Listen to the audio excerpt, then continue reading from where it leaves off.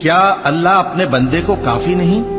اور اے نبی، یہ تم کو ان لوگوں سے جو اللہ کے سوا ہیں یعنی غیر اللہ سے ڈراتے ہیں، اور جس کو اللہ گمراہ رہنے دے اسے کوئی ہدایت دینے والا نہیں، اور جس کو اللہ ہدایت دے اس کو کوئی گمراہ کرنے والا نہیں۔ کیا اللہ عزت والا بدلہ لینے والا نہیں ہے؟